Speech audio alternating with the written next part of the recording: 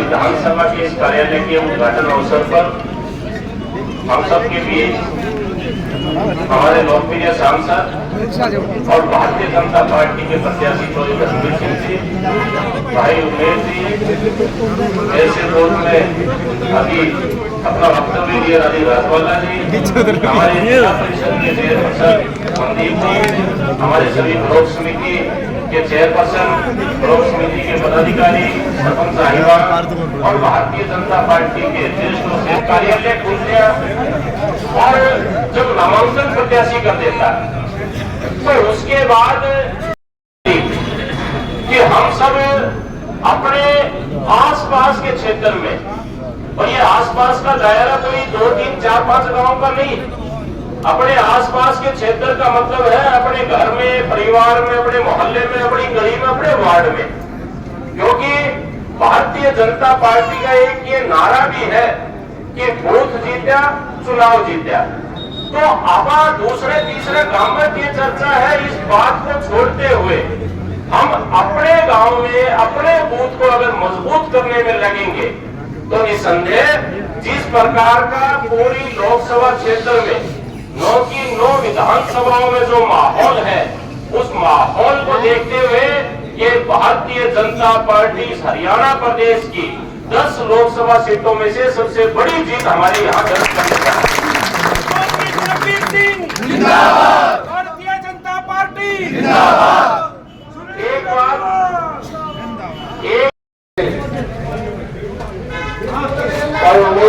पात्रवान ने भी और राजबाला सोलान ने भी अपनी बातें आपके सामने बताई। यहाँ से उपस्थित सभी सम्मानित साथियों,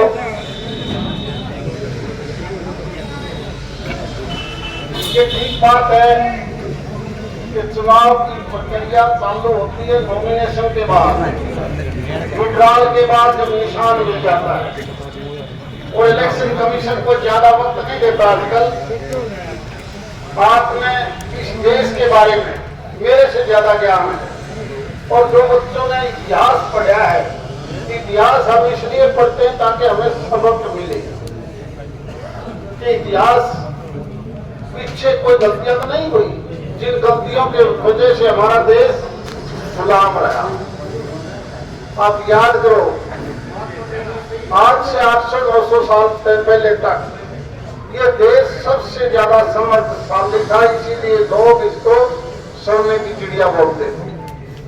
परंतु एक समय ऐसा आया कि बाहर के हमलावर लुटेरे जब इस देश के अंदर आए, हमारे साथियों में ही खासकर पृथ्वीराज चौहान को डिमोरलाइज करने के लिए जयचंद जैसा उसी का भाई उस मोहम्मद गौरी को मदद कर गया।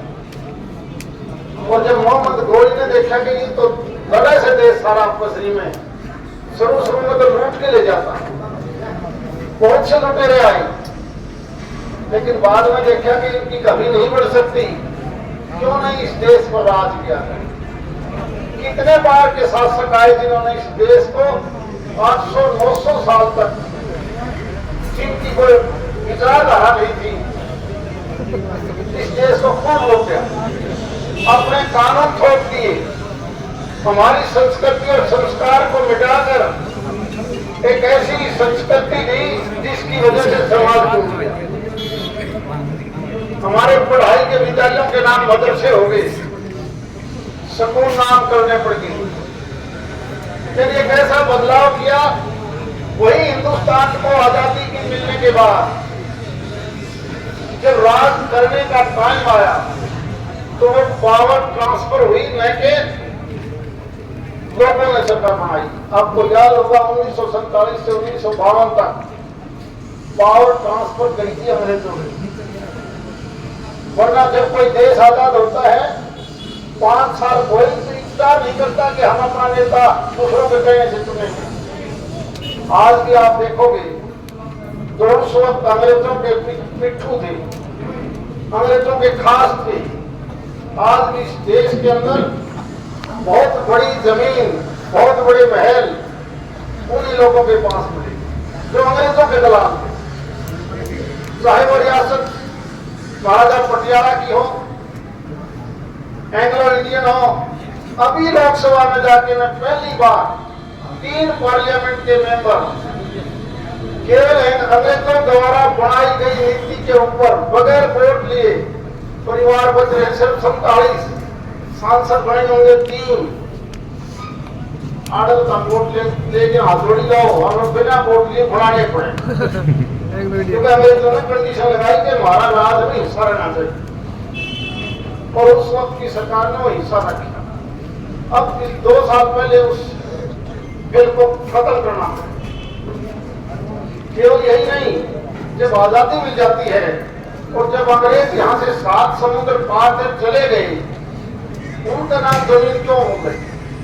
आज दिल्ली में मैं दूर नहीं जाना चाहता, हांसी आपके पड़ोस में, हांसी में उनकी एक एंग्लो इंडियन थी।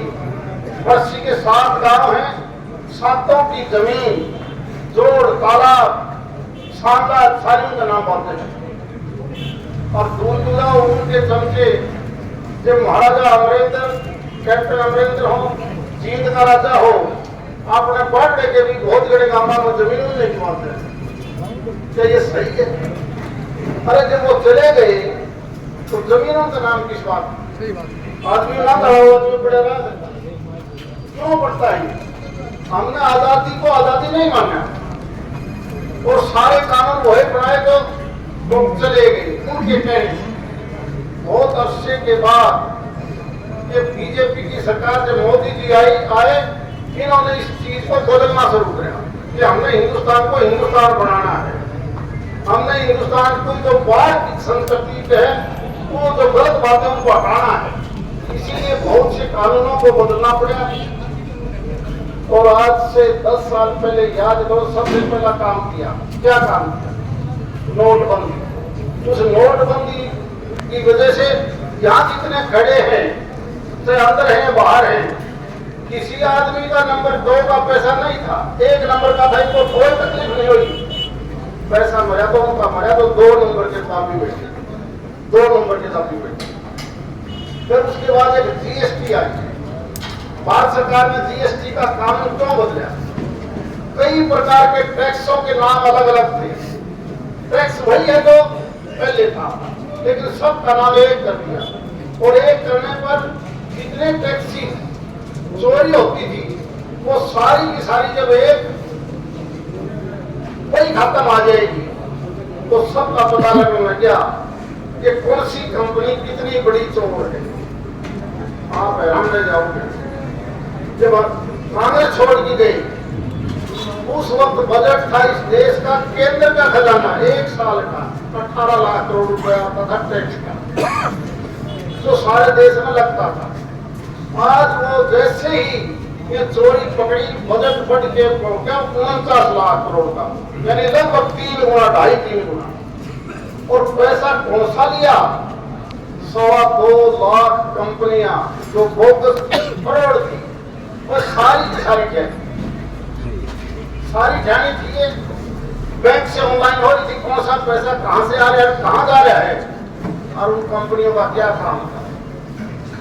जो फॉरवर्ड कंपनी थी, उसका मालिक तो मिलेगा दिल्ली में, उसका मालिक मिलेगा दुबई में, और दुकान पाओ की बात रजिस्ट्रेशन बात है। दुकान में सामान सारा 2000 रुपए का, और लेन देन 1000 करोड़ का। ये मामला क्या था? ये बड़ी कंपनियां इतनी भारी, और कंपनियां थोड़ी नहीं, 2 लाख कंपनियां देश में। सामान भेजना पड़ जाए हिंदुस्तान से, कोयला, लोहा, खाद्यान्न पदार्थ दूसरे देशों में, असली सामान भेजने की बजाय मिट्टी, रेत, भाटा डाल दी गई, और बिना करोड़ों अरबों रुपए कमा लेते। और उसी कंपनी की वजह से, उन्हीं कंपनियों की वजह से ये बड़ी बड़ी गाड़ियां आने लगी। कोई डायरेक्टर बन गया, कोई टीम में बन गया, कोई कुछ बन गया। और उस पैसे की वजह से जो माहौल एक तरफा खराब करे देश में, उनको बड़ी तकलीफ हो रही है, बहुत तकलीफ हो रही है। क्योंकि वो राजनीतिक पार्टियों के लोग भी थे, शामिल थे उसमें, क्योंकि ये चीज आजकल छिपी नहीं रह सकती किसी से। और जब तकलीफ होगी तो विरोध करेंगे कि जीएसटी ने मार दिया, हमारी तो सारी कंपनी बंद कर, सारी कंपनियां बंद होगी। तकरीबन 20 31 लाख करोड़ सालाना फंड था और उसी पैसे से मेडिकल कॉलेज, रेल की लाइन, नए नेशनल हाईवे, यानी सारे के सारे बोर्ड में जाके देखोगे तो बोर्ड के ऊपर कहीं पर भी पक्की सड़क नहीं थी। आज इस प्रकार का समाधान कर दिया। आज से 7-8 साल पहले किसी ने बोर्ड देखे, आज जाके देखो आपको पता लगेगा कि 4 लेन की सड़क